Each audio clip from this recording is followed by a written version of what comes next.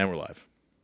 Welcome, Magic Mike. Hello. I'm so glad you could be here, brother. I'm so glad. You're the only one that calls me Magic Mike. Man, I've always admired your tenacity and your focus, man. So I've always just looked at it and I've said, if anybody could pull this shit off, it'd be Magic Mike. I appreciate that. So, I appreciate that. You know, I think back to us working together at Future Shop. Yeah. And I say that was a very, very humble beginning to I feel where you've come and how much you've grown over the last, call it 10 years, Yeah, which is what it's been. for sure. It was the school job, right? Yeah, of course. But the difference is that there were, and I'm sure you remember this, there were a handful of people at that store who, yeah, it might have been a school job or it might have been semi-passive, but they took it very seriously. Very much. Yeah. And those are the ones that succeeded. Yeah. Yeah, and I most certainly did. I don't think I ever told you any of the really funny stuff I kind of did there. I did some crazy stuff at that place. I think I got some tidbits here and there, but never. Oh my goodness, I'm amazed they didn't fire me. But I was good at my job, right? They couldn't fire you. How are they gonna let me go? I was just so darn good at it. Yeah, I definitely did some stuff where like they just should have let me go. Nothing illegal, but just like what are you thinking? I'm gonna bring something up here, and I don't remember if it was you or somebody else, but there's a story of a vacuum. That was you, wasn't it? It was a Dyson vacuum, wasn't it? That's me, man. That's 100% me. You know, like I'll tell you, it's so funny. Obviously, it went out the night before, and a friend spilt the drink in my car, so it's on the carpet. I don't know where I got this idea from. Like, I need to like, is there a vacuum? Is there something I can like clean it up with? Yeah. So I pull my car into the bay, right? Because we had the car audio bay, you know, where you work on things. And, you know, I'm walking around the store. I'm like, oh, I'd have to like bring a bunch of paper towel. And then I walk by the handheld Dyson. I'm like, I'm like, it's like there's no motor that the liquid's going to flow through. So I'm like, I think this is a safe way to do this. grab the display model right off the shelf, go into the back, just cleaning up the car with it, get it all pretty much, you know, cleaned up. Yay, I'm happy. Go into the bathroom, rinse it off, you know, and put it back on the shelf. But the detail that I failed to acknowledge was the filter, right? Yeah. It passes through the filter. So even though I cleaned that vacuum, like just to like perfect condition again, that filter just reeked of that dropped drink in my car. So anyways, store manager at the time, obviously somebody like, oh, it smells like this. He goes to the cameras, you know, follows Mike. Okay, it's Mike. Pulls me into the office. He's like, you know why you're here? I'm like, yeah. I've been waiting. I'm like, it was expected. He literally was like, what were you thinking? Why would you do that? I'm like, honestly, I have no idea. I'm still trying to figure it out. Yeah, and he also had like a stack of write-ups. I had like, I don't know, like 9 write-ups. Nice. Usually you get let go on the third, so I got 9 of them stacked right there. He's like, why should we keep you? I'm like, man, I'm good at my job. Like, I'm literally one of your top salesmen in that department. So, anyways, he knew that. I knew that. Mm-hmm. I wasn't expecting him to let me go. I don't think he was either. But I basically, in the end, I'm just like, I'll buy the unit that I use, which is basically a new unit. I'm like, I'll buy it, and you guys put a new one on the shelf, and slap on the hand, learn my lesson. So that's literally how it went down. And I bought the unit. I gave it to my mom. I think she still has it to this day. Oh man, it's a relic. She's still going. Yeah, she's still going, and that was the end of that topic. And I stayed there for right till the end. Oh my goodness. It became much more than just a school job. Yeah, 100%. That's awesome. Yeah, I love working there. I literally worked in sales like right from the beginning. Yeah. Literally high school, Stereo Plus and Design. Yeah. And then from there to the Source, and then the Source to Future Shop. It was just literally sales right through, and like electronic sales to add to that, because I was really into it. Which is kind of funny because leading into school, when I was selecting where I was going to take my life, I actually initially selected electrical engineering. That's what I went into. Okay. And so I did 2 years of electrical engineering because, I love electronics, so this must be something I'll enjoy. Seems natural. Yeah. But in the end, it didn't make sense because it didn't really... I love electronics. I don't like making it. Right. You know what I'm saying? Yeah. So anyways, career change at that point. Yeah, of course. And it's funny you mentioned Stereo Plus because I'm pretty sure I still have a card of yours. You're kidding. I swear to God. I still have a couple too. And it's in, because my dad bought, this is when like DVD players first became a thing. Oh yeah. He went out and this was I found out about this after the fact, right? He went and did this on his own kind of thing. And then when I started working at Future Shop, he had come through the store or something, and you caught his eye, and he asked me, he's like, "Do I know that guy?" I was like, "I don't know if you know that guy. What do you mean? Do you know that guy?" He's like, "I swear to God, I know him from somewhere," and didn't think anything of it for like 2 weeks. And sure enough, I go home. I went in to like visit my parents or something, and he's like, "His name's Mike. This is Wow. this is his card. He sold me this. He sold me this. It's sitting right here." Blah, blah, blah. Like he No way. remembered it all. What did Just he came buy? back. Do you remember what he bought? Yeah, it was a DVD player. Okay. I'm pretty sure it was a DVD player, yeah. and then like a full 5.1 system. That's funny. I don't have a recollection of this, but that's awesome that your dad did. Yeah, but it was funny because it must have been bothering him for a week and a he was half. just like cycling Because through it in his head. I got to the house and I opened the door, and before I even I had 1 foot in the house, and he's like, "His name's Mike." He's yelling from the living room, "His name's Mike. He works at Stereo Plus, blah blah blah." And then I had asked you about it, whenever I was like, "Mike," we didn't know each other. I was like, "Mike, did you work at Stereo Plus?" And you would have said yeah or whatever. I was like, Yeah. My dad remembered you of all people, Yeah, that's funny. Small world. Yeah, humble beginnings to the transition that you've gone through. Yeah, for sure. So you went from electrical engineering to something very, very different. Oh yeah. And that career change Yeah. was not just a career change. I think that was a lifestyle change because you started venturing into entrepreneurship pretty aggressively. Yeah, 100%. Talking about the career change. So obviously electrical engineering, I finished 2 years of that. I literally go to Brazil, one December to visit family. And when I came back, I just felt it. It hit me. I'm not passionate about this. Mm-hmm. And at that point, I was already thinking sort of from a business standpoint, what am I going to do with this? Can I create a business out of this? And I potentially could have. I had a couple ideas of how I would go about that. But overall, it wasn't really appealing to me. So I'm really, going back into my head, I'm like, okay, well, what do you really enjoy doing? What are you passionate about? And I literally remembered a lot of my business and law classes from high school at the time, and a design class. I was in a design class for the full 4 years in high school. And during that design class, we did all sorts of stuff. We're building bridges. We're working in AutoCAD at the time, which was in itself really cool. We weren't doing hand sketches and whatnot. And I loved that class. Oh man, did I love it. So between sort of that kind of combo, I'm like, yeah, you know what? I think I need to get into architecture. And so that's when I made that decision, and I switched over into architecture. And from very early on, I knew, I always knew I was going to have a business. Mm. It was just always there. It's kind of hard to describe why that is, but it was just in me. Perhaps it kind of leans back on my dad. My dad is an entrepreneur, and he's somebody I've watched my whole entire life, and I think that kind of bled off on me. Yeah. So I knew I wanted to have my own company. I wanted to do things the way my dad was doing it. He was calling the shots and seeing his dreams come to fruition. So I wanted that. So I knew that that's something I was always going to do. It just happened way faster. So what happened was, at the time, I'm in architecture, yada, yada. I graduate, get my first job at Doyle Homes, Doyle Custom Homes.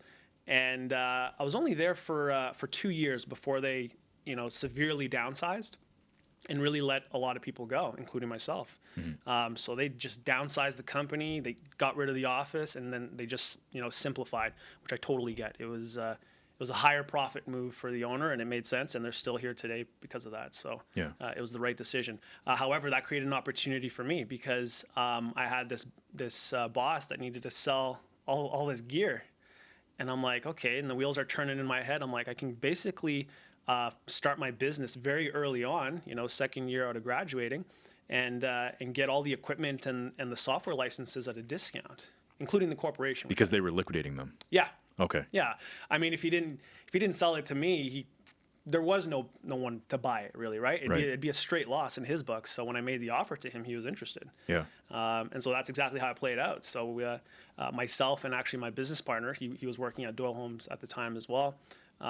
We ended up buying everything from him, including the corporation. So the corporation got transferred to us. We got literally everything at a discount. So as far as like a startup cost, it was minimal. Mm-hmm. No brainer. Yeah. And then it went from there. So but even at that point, I had to kind of keep the hustle going, you know.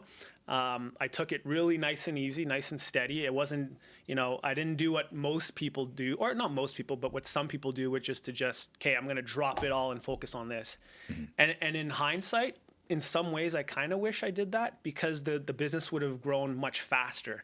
And I'll come back to that when I talk about when I actually did do that and how quickly the business grew when I finally did do that. But so initially it was kind of a slow hustle. This company was kind of my side gig. You know, I had my regular 8 to 5 or whatever during the day, and then 5 to 9, 5 to 10, I was working on my company stuff with the clients that I was getting.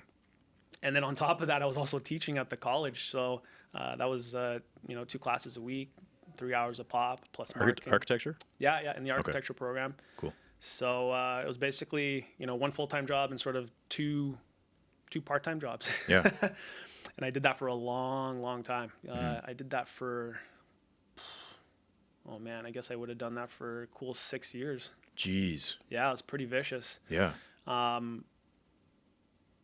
Yeah, literally 6 years. I'm literally thinking about this for the first time, like, wow, 6 years? It went by quick, huh? Yeah, it did. It really did. So yeah, six years of that. And like when I first started, I definitely went through the whole like burnout phase. Like I definitely made all the mistakes most new business owners kind of make. Yeah. And that burnout definitely hit me real fast. I remember burning out. You just crash. Everything just shuts off. Your creativity shuts off. You're not handling the clients as well as you do, just across the board. And I acknowledged that I had crashed. I acknowledged, okay, you're working too much. You're doing like 14, 15, 16-hour days sometimes. Yeah. And the weekends. Sometimes I'd squeeze in those Saturdays. So I'd really only give myself kind of the Sunday, which not healthy, right? Not healthy. Having a work-life balance is important. So especially because you still have homework, like you work at home, right? Yeah, absolutely. So, yeah, burnt out. And then I made some adjustments, and it started off with, you know what, I'm not going to work, no more weekends. Got it. You know, I'll haul ass during the weekday, which I did. Having 3 jobs, you're still doing, 12, 13 hours. But the weekends were kind of out of the picture. And that in itself helped balance itself off. And I used it, accordingly. I spent time with family, friends. So I felt that things were kind of balanced at that point, which was nice. Tip the scales a little back in... Yeah, exactly. Into a still working hard, but I can manage this. Healthier. I feel balanced. I'm spending time with the people I want to spend time with. And, it's not just all about work. So... Yeah. So as you started leaning more and more into this business, was there a part of you that, so you mentioned you cited your dad, was there a part of you that wanted to do it differently than your dad had done it? Were there things that you had learned from watching your dad go through this that you were like right out the gate, I'm going to do this my own way? Oh man, yeah, yes and no. I mean, a lot of what I saw from my dad was really his drive and motivation. Okay. I really pulled from that. As far as like the specifics of how to do things and how to do business, although my dad was sort of a guide for that, that's not where the core knowledge came from. A lot of it came from either trial and error or me talking to the right people, CPA, accountants, lawyers, learning how to put a contract together, all sorts of this stuff that you kind of learn along the way. You initially start off with something, and then these clients start not pointing out, but they find loopholes in your contracts, right? And then they take advantage of you. Yeah. And sometimes it's not intentional. They weren't intentionally trying to do it, but they found a way out of whatever situation they were in, and then they kind of jumped on it. And then you learn from that. Oh, look at that. I have something in my contract here that they were able to sort of navigate through. So over time, that's where that sort of core knowledge came from. And that was just trial and error over the years. But watching my dad's drive and his motivation and how determined he was, how focused he could be. So I was watching a dad who, he would have an idea, he would have a plan, and he would execute it. So if I would say I pulled anything, it was that, which I do. I do that all the time, exactly like that, for that matter. It's an idea. I put a plan together of how to get there, what time frame, and then I simply execute it. I follow the plan, and things sort of come to fruition as long as there's no major surprises. But yeah, of course. Yeah, I definitely pulled that from my dad. Okay, cool. Yeah. And now when you think about, that fateful moment of you saying, coming, I guess, getting let go from that team and saying, I'm going to do this. Yeah. That, I know that's come from years worth of challenges, years worth of opportunities, years worth of learning, years worth of pain, all these kinds of things that as humans we kind of go through. Can you think back to something that you felt had just a profound impact on your professional life, and then on on the flip side of that, going your personal life? Yeah, I mean, on the professional end of things, it's easy to pinpoint it to the day I finally decided, okay, I'm going to go 100% my company. So all this time, effort, all the extra time, put it into that. And that was a profound moment because the growth that came from that was quite tremendous. And it came with more income too, of course, right? So that was a big change for me on a financial level. It's like, wow. And you kind of look back and you're like, you know, do I wish I did this? I started doing this earlier. I would have been in this position if I did this back then. Yeah. Or was it more of no, everything kind of happened when it needed to happen. And although you could have done this back then, perhaps you wouldn't have executed it the same way because you had so much more experience doing it later. But hindsight's 2020. It's easy to look back and be like, oh wow, man, if I had just focused on this maybe 2-3 years after working 3 jobs and just put all your energy into that, the company would have grown much quicker. So all good. I think I still to this day think I made the right decision. I always maintain the right balance. And I went about things really in a, what's the word? In sort of like in a calculating manner, just weighing the pros, the cons, the risks. And I'd say I lean a little more towards the risk. I'm not really the safe kind of guy. I'm okay taking on a calculated risk. Yeah. So I definitely lean towards that end of the spectrum, and I'm okay with that because to me, when you get into the uncomfortable areas is when you really grow. It's when you feel that discomfort. It's not familiar, but that's where you're going to grow. That's where you're going to evolve, and I thrive in that. I love that. Yeah. In the moment I may not, but I always acknowledge that, yeah, okay, something's changing here. If I feel this uncomfortable, this is good. It's actually going to be healthy. So, yeah. We're on theme. That's something that's come up multiple times over the last, call it 2 or 3 recordings that I've done with people. Oh, yeah. Yeah, where, we've always spoken about where potential comes from and where potential lays, and I think it lays in uncertainty. Yeah. And for sure. the second you venture off into it, all of a sudden these things that you've probably, I know I've been guilty of this, but things that I've been convincing myself that are impossible are all of a sudden like completely possible. Yeah. And this isn't to say that I've gone into them having all the answers, but at the same time, I can't believe I was the one who convinced myself that That's right. I couldn't do something, or that I shouldn't try something, or that maybe it'll be better when, but putting up all these barriers, coming up with all these excuses. For sure. Rather than just doing exactly what you're saying, put a plan in place, execute it, right? Take that idea that you have and act on it. Yeah. That's something that I feel it's so much easier said than done, I agree. And I think it starts at a young age. Like I remember myself as a kid constantly pushing the boundaries just cause. Yeah. Just to see if I could, right? It's that basic question, like, can I do it? Yeah.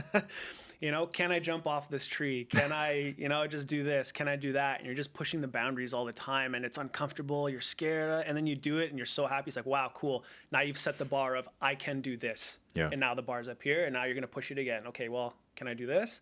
And you just keep going, which I think is really cool because you see that, when you're a little kid. I think most people kind of go through that. You're just pushing the boundaries constantly. Yeah. And now it's translated really well into where you're at now. Yeah, definitely, for sure. Not to say that I'm constantly, looking to be push boundaries and be uncomfortable. I think as humans, we all like comfort. We all like stability. I think it's kind of hardwired into us. So I think if anything, we're actually forced to go into that uncomfort zone because if we don't push ourselves to do it, we're always going to stay in the comfort. We're always going to choose that, in my opinion, at least for how I've experienced things. So I really have to make a conscious effort to, okay, this is kind of scary. This is what I need to do. Here's the risk. Does it make sense? Does it not? And if it does make sense, I'm okay taking on that risk. Yeah. Especially being a little younger. I'm only 33, so I'm not. I find the younger you are, the more mistakes you can make, right? Yeah, of course. The more time you have to recover out of mistakes. So I think it's important when you're younger to not be afraid to make mistakes. Because you have time on your side, which is the most valuable thing ever. So you have a lot of time to recover from that error. Ideally, you're not making errors. You're going about life in a manner where that's being reduced significantly, but it will happen. It's part of life. We make mistakes. So you have time on your side. Yeah. And this is actually, it's a really good segue into, so you spoke a little bit about the professional things that have influenced you or something in particular that influenced you professionally. On the personal side, what do you feel has stood out above the rest in terms of pushing you down one path or another, or even just a personal challenge or a personal opportunity that you feel really changed your path? Like career-wise? Call it, no, actually, career-wise, we've kind of touched on. Go a little more personal. So sort of on the personal end of things. Yeah.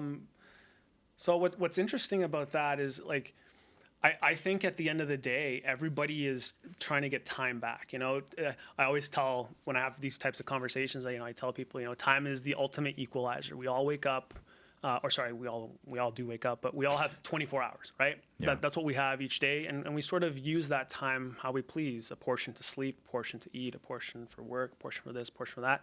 And at the end of the day, I think the majority of people, it might seem like we're going after the money and having better career growth or whatever the case may be, to feel more comfortable. But I think in the end, what we're actually after is time. Like who wouldn't want to be able to be in a position where you don't have to worry about finances and you can just focus on yourself. You get all that time back literally to do whatever you'd like.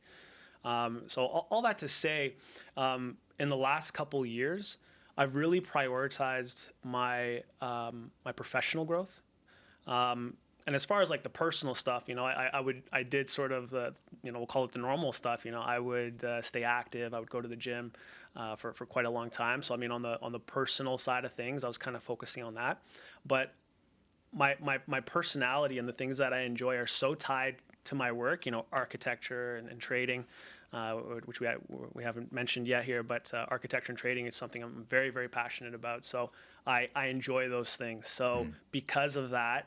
I invested a lot of time in reading a lot of books to kind of learn a brand new trade outside of architecture. But I guess we'll loop back around to that. But to just kind of go back to answer your question, I don't think I've invested as much into myself as I'd like. I have all sorts of ideas and plans of what I'd like to do. I would love to. I want to get back into piano. Like I used to play piano as a child. I got pretty good, and then that kind of stopped. I would love the time to do that again. I would love the time to get a piloting license. I would love to be able to hop on a plane and tour around with my friends or family. I would love to learn the violin. Just all these things that require a lot of free time. That at this stage in my life, I'm currently investing into my work or my family. Now that I have a little baby girl, yeah, I've been putting a lot of time and effort into that, with the ultimate end goal to get that time back, right? To secure yourself enough so that you do get that time back at an earlier age than most people. My goal in life is not to retire at 65. I want to be able to do it much sooner.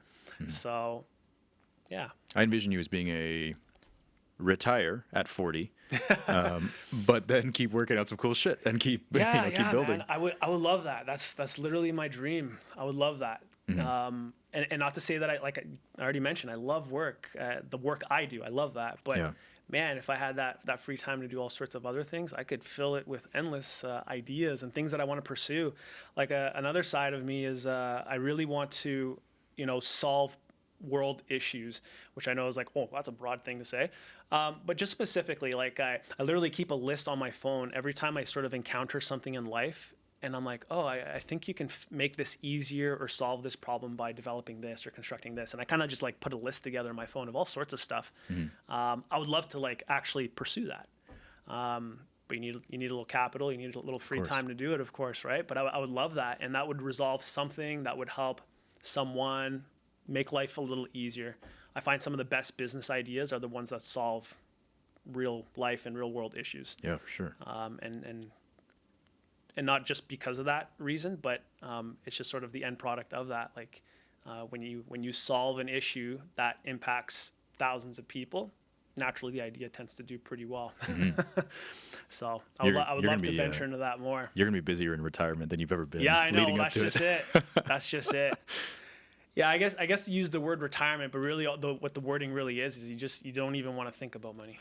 Yeah. You don't want to. It's just you want to think about your time. Yeah, my time. And here's the time I have. All the other things are taken care of. You don't have to worry about it, and you just use that time as you please, and you enjoy it, and you get the most out of life.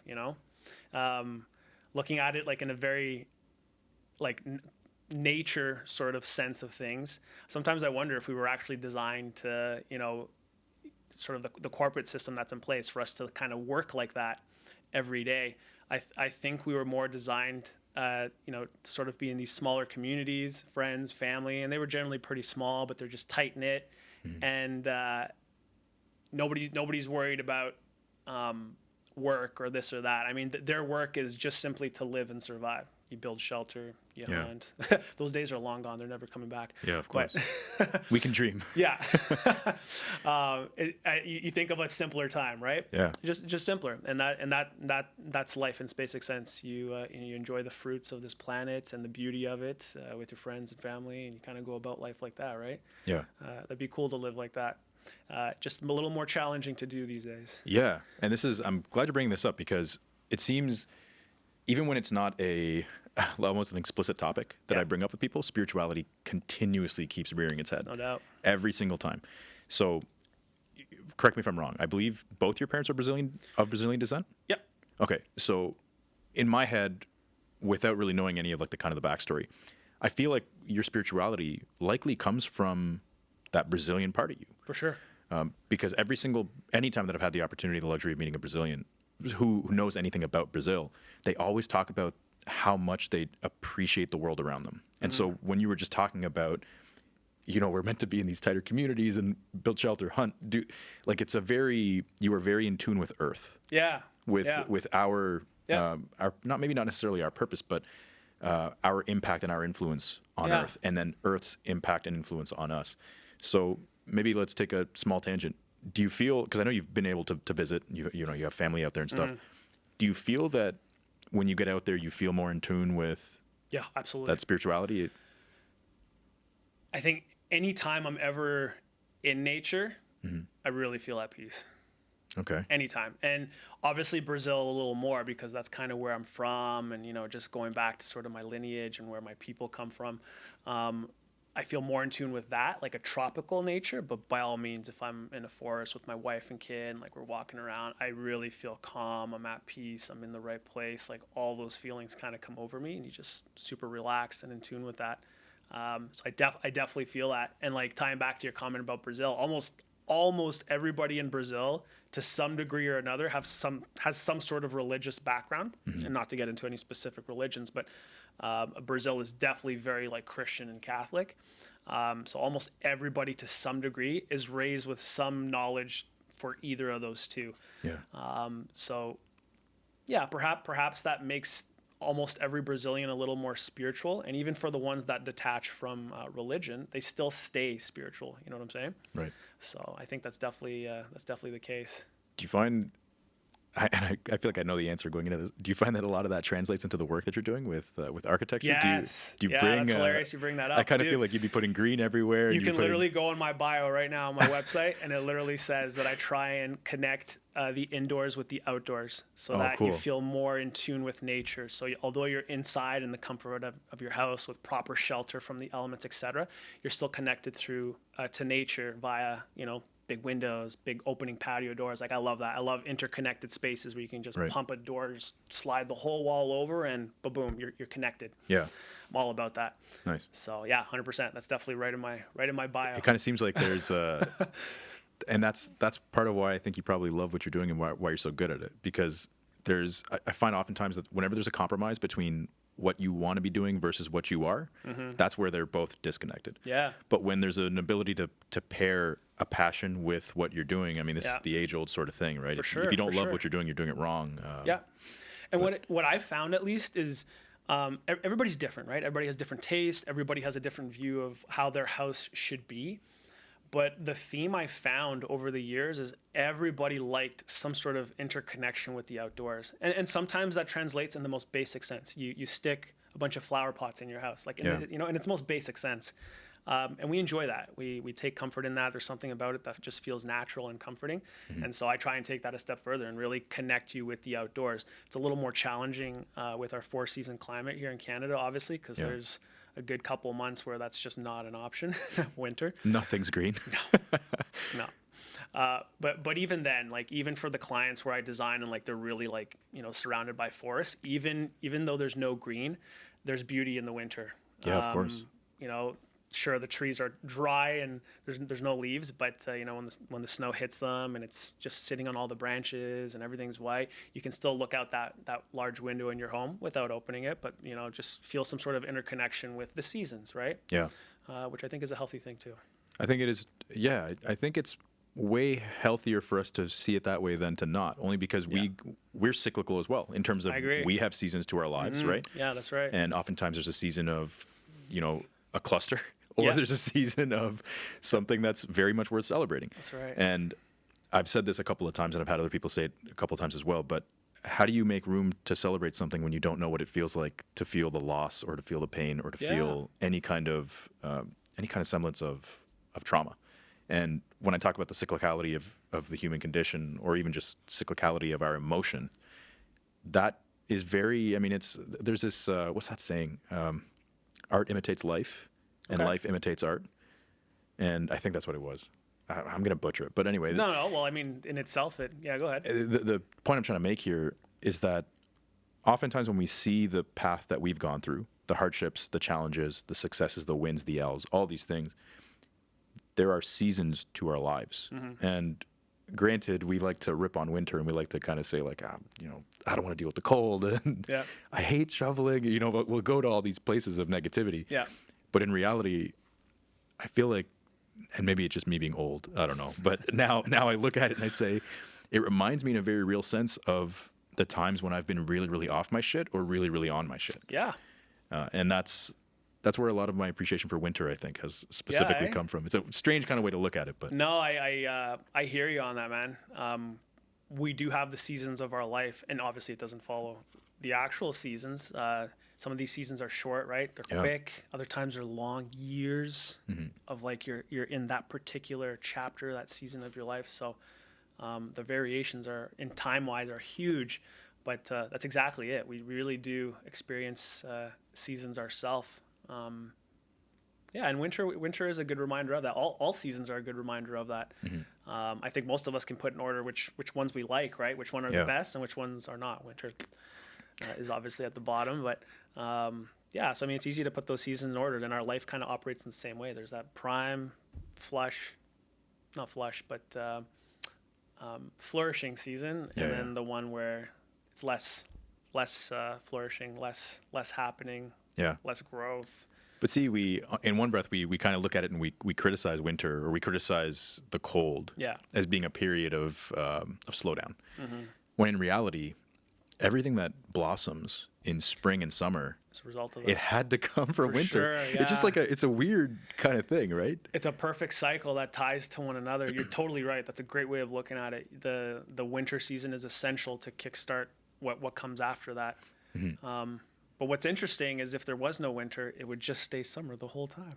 I'm not going to be. I'm not going to complain. Great the whole time. How many times? I went for a walk with my girl a little while back, and like one of the first things that we say every time we have like plus weather. Think of just these last handful of days. They've been beautiful, right? It's been fantastic. And every time it happens, like clockwork, one of us, either myself or her, or even other friends, family, whoever, they'll say, imagine we had weather like this all year round. It's a very universal kind of thing in this city, 100%. And largely on a more macro level in this country. For the most part, you'll see people, despite people who love snowboarding, skiing, winter sports, trekking and all that kind of stuff. But some of them even will say, you know what, I think I'm good with 2 weeks. Yeah. And then just give me back the sun. Melt the snow, give me back my sun, and call it a day. Yeah, all day. Yeah. All day long. I would not complain if we had a much more temperate climate. I'll say that much.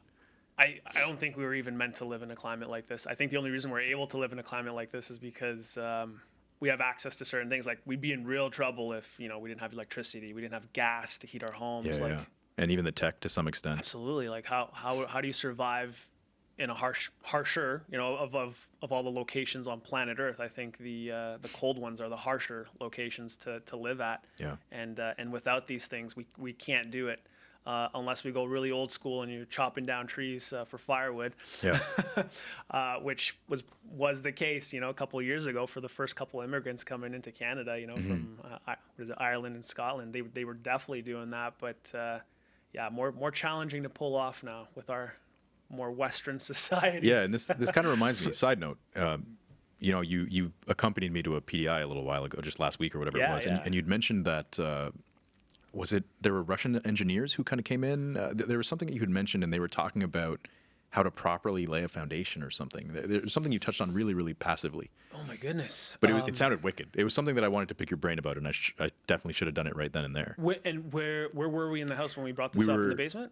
I think we had just come out of the basement, and you were talking about, I think just the collective group of us, we were talking about, I think just how the water is like 150 feet below the foundation there, and The water table.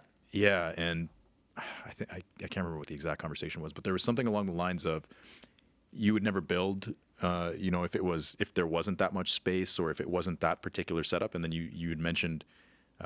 Again, like I said, you mentioned it Oh passively. man, I apologize. I'm really trying to remember what I said. So I mean, obviously, if I mentioned it passively, it was kind of thought, and I kind of just threw it out there, and then I Sounded wicked though. erased it out of my life, apparently. That's okay. But yeah, even right now, I'm trying to think of like what the context would have been. Because they were and I just can't put you my had mentioned finger that on they were masters of building in the cold. Like they were just so good at understanding what they need, how they needed to build a particular home, and what they needed to be able to accomplish it. Mm-hmm. And so when you talk about surviving in harsher climates, it just kind of it reminded me that you were mentioning that. And Was it along the lines of that our homes are designed for 4 seasons and like they're very Yes. very specific to our I climate? just realized what it was we were talking about. We were talking about the I think the trusses expanding and contracting. There we go. Yeah. Yes, we were on the second floor. Yeah, so I Yeah. remember that. You were talking because the trusses at your place had already contracted there. Yeah. So yeah, wood is a living product, right? And it's one of the disadvantages of working with it is it's susceptible to moisture, and even the light moisture levels that are in the air and that change through the seasons affect wood. It expands and contracts. So yeah, we were upstairs, and your trusses had probably contracted, and then we saw a couple cracks, and then Yeah. we were talking about how in our climate, or how in Russia, that's where it came from, how in Russia and even Brazil or any of these other countries, they use a lot of concrete, right? Everything's built in concrete or masonry stone or something like that. Whereas our homes they have these very sort of scientific wall assemblies to handle our climates and the fact that we have such big changes in temperature. From plus 30 to minus 30. Oh man, like we've had some, like, especially during the transition seasons, the temperature swings are massive, and our houses have to be able to handle that.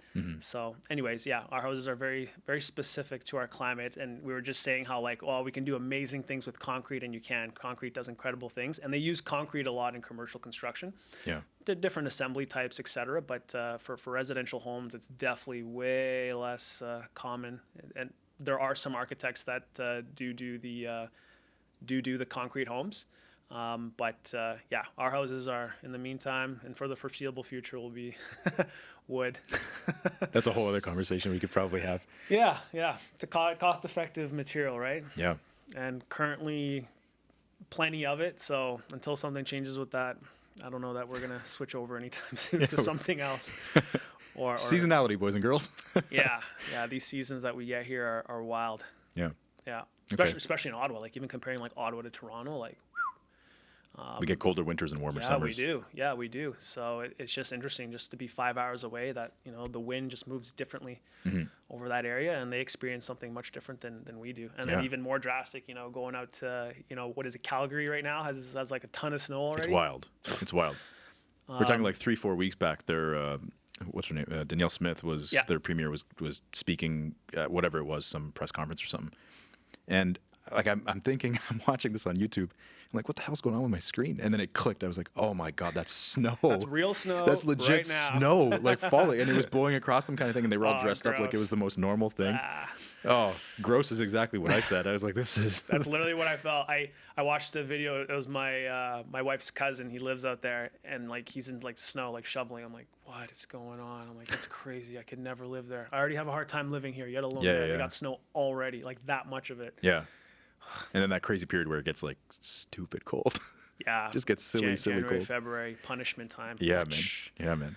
So veering away from weather, Yeah, another thing that I wanted to pick your brain a little bit about is you've gone through this wild career transition, and then you've taken a lot of the personal things that you've grown up with, just in terms of your childhood and a lot of what's come from your heritage in terms of being of Brazilian descent and family and friends around you while you've been growing, and you've applied that to what you've been doing.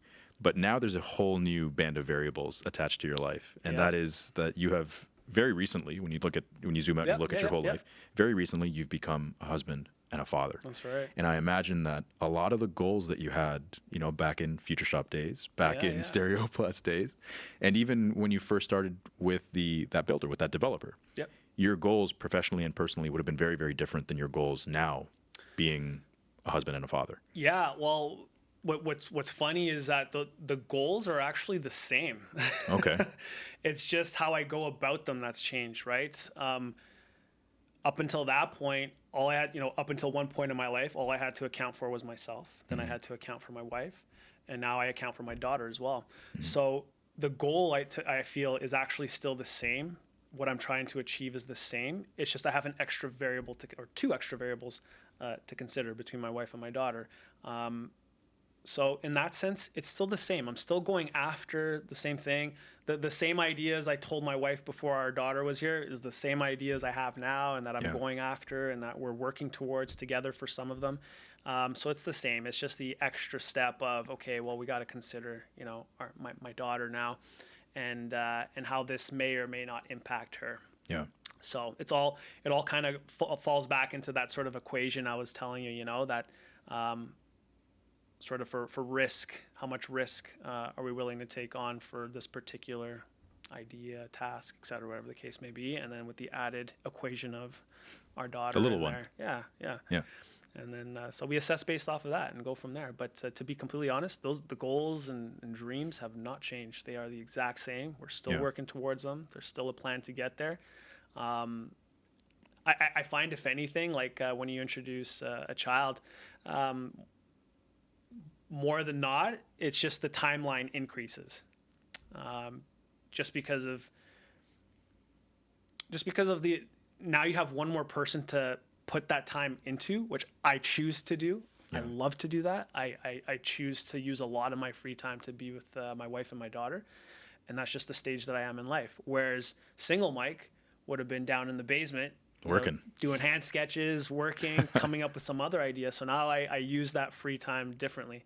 And so that goal or task that still requires I do that, I'm spending less time on that and more with my daughter. So I'm still doing it. It's just at a slower time frame. So you're thinking all it's done is it's extended some of the timelines that you had in mind. I think so, yeah, because my priorities have changed, right? Yeah, of course. Where I choose to put that time has changed. And so, yeah, that really is the answer to that. The timeline has extended a little more, but the same goal. And what's funny is that as your kid grows, it shifts, right? The more independent they become.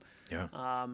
And we're talking like when they're much older, when they're teenagers is really when I consider them truly, kind of independent, doing their own thing. So we're a long ways from that. My daughter's only 1 year and 2 months old. That's crazy, man. Yeah, time flies. That's wild. Like I remember meeting her the first time. I think Em had gone for a walk or whatever it was. Like she was just kind of bringing just her. Just a little blob in the. Yeah, just straight, tiny little human. Yeah. Just chilling with mom, and I remember saying to Em, I was like, Em, this sucks because I'm going to get to hang out with the two of you for 5 minutes right now, kind of thing. Yeah. And she's never going to be the same because within a week she's going to grow. I mean, and the first year, the milestones are mind blowing in terms of how fast they come. Oh my goodness, yeah. Just and I never realized how fast. People tell you, but you never realize until like you're in it. Because now you're spending all your time with her, right? You're seeing her every day. Everybody will tell you, and honestly, that I love that. That's literally one of the biggest perks. I've been working from home for years, like well before COVID happened. Yeah. So that's definitely one of the biggest perks. I've been home. I'm there. I get to see all the special moments and the first footsteps and the first this and the first that. I'm very present, which is definitely one of my favorite things about being an owner of my own company and having the freedom to do that. I don't have to go somewhere and sit there or report to someone. I can go upstairs whenever I want, say hi, see my daughter, say hi, or during my lunch, spend it with her. And that's exactly what I do. Nice. And it's great. I love it. Yeah. But I think everybody tells you what to expect. Yeah. And you kind of acknowledge it. It's like, yeah, I've heard this before. It makes sense. But until you're actually in it and you feel it, it's very different. I'd say one of the things that kind of I've never felt before that really was amazing was you feel a very different type of love for your kid, and this tremendous sense of responsibility for them, and it's a different kind of love, a love that you didn't even know existed before, right? It's like, wow, I didn't know I could love someone this much. You think you falling in love with your wife is something, and it is, and you're crazy about them, and that's its own type of love. But the love for a child is a whole different type of love. It's a whole different type of feeling, and I love that. I love experiencing that. I've never felt in my life like truly where you would die for someone, no questions asked. Yeah. Wouldn't even flinch. I've never actually truly felt that. But when it comes to my daughter, God forbid. Yeah, of course. I know if there was ever a situation, life or death, and in that moment I can choose to save her, I would do it without questioning it. Yeah. There would be no delay in my reaction. I would go and she would live, So I've never felt that before. And that's a very cool feeling as well. It's that kind of love. Well, I imagine that it creates almost a domino effect in your life where for all the ways that's been new, that's a new experience and a new sense of emotion, I guess, and a new sense of love that you're feeling, like you say. Yeah. It can't be the only time that you feel it with her. There's going to be other times that you're going to feel things that you're sitting there saying, what the hell? Like, this is cool. Yeah. And I imagine some of that, to give you an example, I imagine some of it is watching her grow up and watching her experience some of, I guess, her firsts, right? Yeah. I was literally just going to say. When she jumps out that tree, you know what I mean? Exactly. It's like, oh, God. Yeah. It's like, who am I kidding? I did it too. Yeah. She's going to ninja roll and get up and want to do it again, right? I was literally going to say the same thing. It's that it just keeps continuing because they're growing, they're experiencing life themselves for the first time, and you're watching that. You're a witness to that. That is super cool in itself. Because you forget all the little things that we take for granted that we had to learn at some point. And so when you watch your kid do it, you're like, damn, it's like, wow, I had to learn how to figure out how to get a spoon in my mouth. Like, you forget that you had to actually learn that skill, right? You get so used to it, to making movements. I can do this. It's just, you don't even have to think about it anymore. But for the baby or the kid that's learning it, we got a little rain. We really do have to teach ourselves how to do that. That's that completely basic task. Yeah. So that was really cool to see as well with your kid. Very cool. Yeah. And as she continues exploring the world, I mean, you end up having to explore it again yourself, right? That's exactly it. So like you're vicariously learning for the first time through her. Yeah. And what everything you thought was boring and bland, she thinks it's amazing. Yeah. And you're probably going to find some cool stuff along the way too, right? And then you kind of just look at it yourself and it's like, oh wow, she really thinks that's funny. And then you actually stop for the first time. You're like, and you look at yourself and you're like, oh, that is kind of funny, or whatever the case may be. So you're just you get to experience it again in a way, which is kind of neat. It's an interesting way to almost recheck yourself because you're right, we do take things for granted. And for myself, when I first hit Colombia, I thought I had a good idea of what I was getting into, and I was confident with it. And then I got there and I was like, what the hell was I thinking? Like, this went right over my head. It was a trip, or? This was the first leg of my major travel kind of thing. And I spent a handful of months there, and I really did think that I was prepared. And I'm talking emotionally, culturally, spiritually, mentally, physically. I thought I was prepared across the board. Full confidence going. I was so ignorant, man. I was walking around with it. Like I said this one of the last couple of times that I've been in here with somebody. But I said, I had an S on my chest, but it stood for stupid. Like I was so out of my league, man. Yeah, it redefined so much of what I thought I knew, and that was when I talk about this domino effect. It shook me, man. It left me shook. Because it made me say to myself, for all of the ways that I thought I was ready for this, and I had this false sense of comfort and this delusion of proficiency, I wonder where else I've got this kind of ignorance. I wonder where else I've led myself to believe that I am better prepared for something than I actually am. Yeah. So I started reevaluating a lot of decisions that I had made in my life, in the past, and decisions that I was contemplating making for the future. Yeah. And I just started trying to look at them through a different lens of, okay, I feel okay with this, but there's never one way to do something. So for this false sense of confidence that I feel I've had with Colombia, now I'm starting to question, I might have this same false sense of confidence with some other shit that's in the pipeline that I need to work on. Right.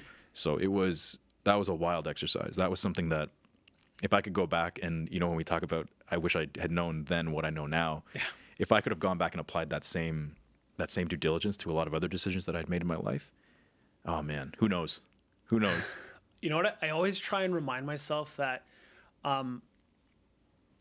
that for the most part, you always try and make the best decision in that moment, and Yeah, and of you course. and you believe you made the best decision in that moment. For the most part, sometimes you acknowledge instantly it's like that wasn't the right decision, but for the most part, you are trying to make the best decision, and you believe at that moment, based on what's presented to you and how you see things, that that is the best decision. So it's easy to kind of look back later and be like, damn, I was so off on that. Yeah.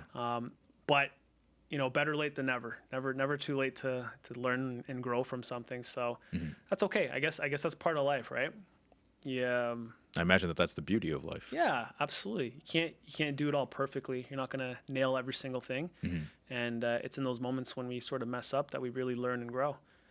Again, tying into when you're a kid, like we learn a lot just by making mistakes. I wish there was like the grand mentor that you can follow, and all you have to do is listen to them, and all would be well. And even if we were presented with that person, you would still not do what they say. Of course, you would still question everything that they still said. not do it. It's in our nature, man. Exactly. It's precisely my point. There's certain things in life where we got to figure it out ourselves. We got to feel the pain ourselves, right? Yeah. Don't touch that fire. Don't touch the flame. It's That hot. hot plate, It's yeah. hot. In your head, you're like, well, I don't know what hot feels like. Is it hot like when my mom puts the plate on the table, or is it like you just don't know? And then the kid goes in, touches that fire, burns himself, and now he'll always remember that. Yeah. He'll remember how much it hurt, and he'll remember not to do it, and he'll avoid it in the future. So sometimes I think that's just how we're hardwired to learn. And yeah, I wish you can listen to people's advice, especially like relationships, you know. Yeah. Not to delve into like a whole other side of like a very big topic, but like when it comes to relationships, you know, everybody's telling you like, man, like, you know, based off of what you're telling me, you should leave this person or whatever the case may be, and like you just power through it. And then you look back and you're like, damn, if I just listened and, you know, listened to what people were telling me and then self-assessed, you know, because I was listening, but then it stopped there. Yeah. I didn't actually look at myself at That's that where it point. started and stopped, is You got it. listening. It came to here, in this year, out the other one, and that's it, right? Yeah. Versus if you just kind of stop and listen and sort of assess, you know, recommendation that somebody's making you and see how you can apply it to your life and if it'll help you. And if it does, then, you know, you should, but easier said than done. Should have, could have, would have is a really dangerous game to play, Easier you know. said than done, man. Yeah, man. So I often say, especially now, I mean, this has been arguably the most challenging, not arguably, it has been the most challenging professional year of my life. And oftentimes when I've had a conversation with someone like yourself or another friend, another really, really trusted voice, I've always told them my perception of things, and they'll always just ask one question, but what about, and then insert whatever you want, and it'll always be something that I didn't think about. Right. And so I say, part of why that ends up happening is I'm so close to the problem, or I'm so close to this set of challenges that you know, it's like I'm staring at a wall and I can't see the periphery. Tunnel vision. Yeah. You get full, and it's good and it's bad. It's good in the sense that you can focus in on the things Right. that you need to get done. It's bad in the sense that you get so focused you might miss another path. I hear you. So it's a delicate balance that I'm working on it the same way that I think agree. a lot of us are. Yeah, I was gonna say I think a lot of people are working on sort of that aspect, myself included. Yeah. It's easy to get tunnel vision, especially when you're an entrepreneur, or you know you're very focused on tasks and getting things done and achieving a certain goal. It's very easy to get tunnel vision. But as long, at least for me, I'm the type of person where I am open to have open conversations with people and get their input. I may not agree with a single thing you say, but I'm 100% going to listen, and I'm going to see if it'll help me, if it'll assist me in any way. And even then, I might be totally wrong on the call. The person, whatever the person told me, might have been just spot on, and it didn't compute with me at that time. But then when I look back in the future, it's like, yeah, they were right. I actually should have done that. But it all just kind of ties back to well, I made the best decision that I could at that time, and I stuck to it. And now this happened. I'm going to grow from it. And that's okay. It just means that I didn't learn that lesson in that moment. I just learned it later. Yeah. And that's okay too. I think that's okay too. But I also argue I don't think you would have learned it if you didn't go through the motion that you did. Yeah, absolutely. So absolutely. You know, the argument can be made, you could do something 1,000 times and not have it play out the way you needed to. But then time number 1,001 works out, and vice versa. You could do something 1,000 times that works, but then it doesn't work number 1,001. Yeah. So who's to say you were doing it right That's all true. along? You were just doing it in a way that worked. Yeah. And there's I don't think there's any one right way to do something. I think there's multiple different ways so based too. on where we are in our life, right? So I think so too, and I definitely see that in my line of work with architecture. Right, there's multiple ways you can plan a room, furnish it, light Yeah. it, doors, you name it. There's just different ways to do it, and it's kind of tailored to each person. So yeah, you know, so yeah, I definitely hear you on that one. cool, man. I'll tell you what, let's before we jump into another topic that Yeah. will take us for another 4 or 5 hours, Yeah. let's leave that for our next session. Would Sure, love to have sure. you come back, man. I'm really glad that you got to see this place. Yeah, I love. Honestly, it's such a cool spot. I'm really glad you brought me in here. So, love to have these conversations. So, Honor to have you out here, man. likewise. I'm so glad that you got to join us. So we'll pick up Likewise. where we left off. I Sure, feel yeah. like No, I going mean- into the new year, there's a lot of, and last little thing that we'll kind of touch on here. There's a lot of hype, I think, built around 23 in the sense of in a lot of senses. I'm talking. people's expectations. Yeah, or- some people are saying, we're coming out of the pandemic now. Like we can do this, we can do that. A lot of people there's a universality to some of what people are saying, or there's a common denominator to some of what people are saying. But I think what we're going to end up seeing is going to be very, very different. And now we're coming into, midterm elections and things like that. There's a lot of stuff on the, in the pipeline Yeah. and on the docket that's going to influence 23. So I feel like next time we come in here, we're going to have so much to talk about. Yeah, definitely. And I'm already hyped for it, man. I can't wait. I can see that. Yeah. Cool, brother. Well, again, thank you for coming in. We'll have to have you come back. Until then, man, stay safe. Don't do anything too wild, as Sounds always. good, man. We need Yeah. you to come back and share more I'll stories. be as safe as possible. Scout's on. Attaboy. And now you gotta do it for not just yourself and for Em, Yeah, but for the little one exactly. as well. Yeah. So and now Yeah. for us. So Exactly. all right, brother. Take care of yourself, and we'll have you back soon. Take Yeah. care, man. Sounds good. Cheers, brother. Cheers.